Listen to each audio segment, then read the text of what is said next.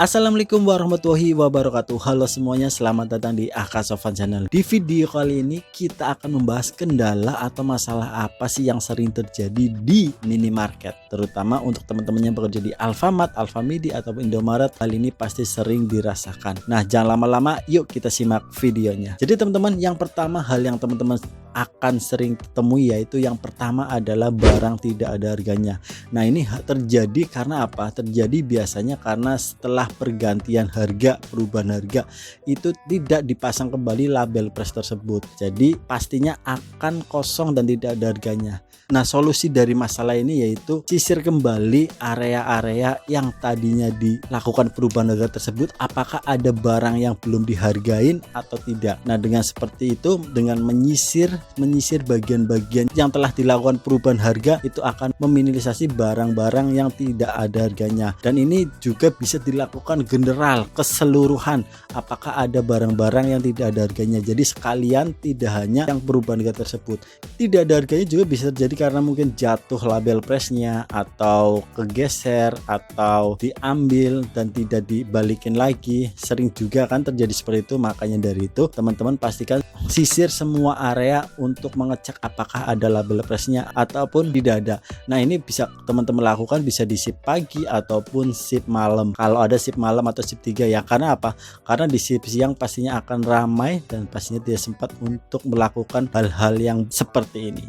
Nah, yang kedua adalah biasanya kalian akan mengalami barang itu terlihat bolong ataupun juga kosong atau tidak full display. Nah, ini adalah terjadi karena kita tidak melakukan phasing out. Makanya dari situ untuk teman-teman harus bisa melakukan yang namanya phasing out. Nah, di sini untuk teman-teman MD ataupun kepala toko, teman-teman bisa melakukan pembagian dari awal shift. Jadi dilakukan si A khusus untuk phasing out snack, si B untuk phasing out non food. Nah, dengan seperti itu pasti kerapian phasing out untuk barang-barang food dan non food pasti akan lebih terjaga daripada tidak didelegasikan ke teman-teman pramuniaga ataupun kasir tersebut. Dengan seperti itu pastinya barang yang namanya barang kosong ataupun barang yang terlihat bolong itu tidak akan terjadi. Jadi pastikan dikoordinasikan untuk bisa memanage ataupun membagi siapa yang bagian food dan siapa yang bagian non food. Itu akan lebih efektif dalam yang namanya menghadapi barang kosong ataupun barang bolong ini. Yang selanjutnya adalah tidak sama antara harga dan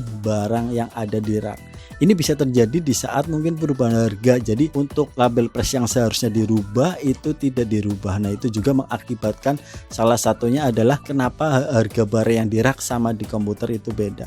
Nah, untuk pejabat juga bisa melakukan salah satu menginstruksikan ke pramuniaga atau kasir untuk bisa mengecek apakah ada barang-barang ataupun ada label price yang periode minggu lalu masih terpasang. Dengan seperti itu pastinya akan mengurangi komplain tentang kesalahan harga barang antara di rak dengan yang ada di kasir atau komputer kasir. Oke, ya semoga teman-teman bisa menjalankan ini. Yang selanjutnya adalah rak kotor. Nah, pastinya rak kotor ini adalah bagian ataupun masalah yang sering dihadapi oleh teman-teman yang bekerja di minimarket. Nah, ini teman-teman juga harus bisa dijadwalkan untuk berapa kali dalam sehari membersihkan rak. Nah, jadi di situ teman-teman pramuniaga, teman-teman cos ataupun acos bisa mengatur kapan dan kebersihan rak itu dilakukan. Karena dengan teman-teman bisa mengatur tersebut pastinya akan lebih terjaga untuk kebersihan rak. Mungkin bisa dilakukan pada saat pagi hari. Kalau ada shift malam hari itu biasanya bisa dilakukan untuk yang namanya kebersihan rak karena tidak terlalu ramai dan tidak mengganggu customer pastinya. Dengan seperti itu rak teman-teman terjaga. Pastinya di cross check kembali oleh